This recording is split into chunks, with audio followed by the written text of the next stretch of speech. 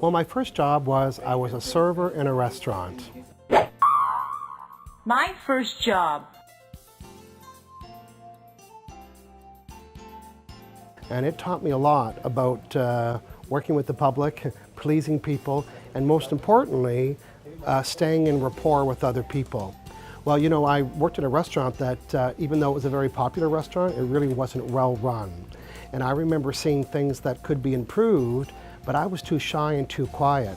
And I remember the first time that I spoke up and took a leadership role and went to the management and said, you know what, I think if we did this better, put this process in place, we could save some money on food waste.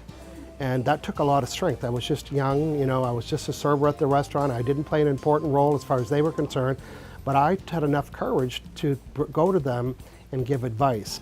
And that's when I felt that I knew how to give advice and how to improve processes and improve people's businesses. And even to this date, sometimes I overhear a conversation, I want to go give somebody support, and the same thing, a little voice in my head says, what if they don't really want it? And I would always stand in my leadership and remember how the biggest successes I ever had is when I went through the fear and offered the advice anyway.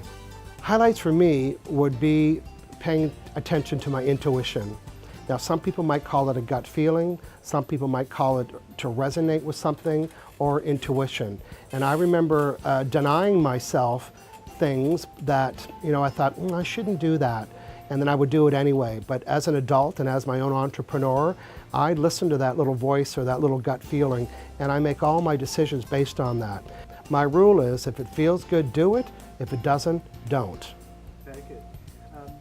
To listen and understand that they don't know everything. And I think it's really important around mentorship is really important. So, you know, to take the advice and the leadership of someone that's done it and ask them questions and be interested. And if you're interested in a job, volunteer in that area. Find out if you really like it.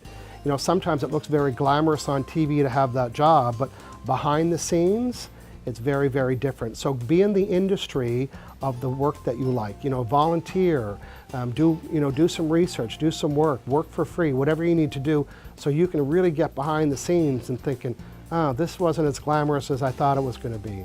And the other thing is, if it doesn't feel right, then it's okay to stop and change it.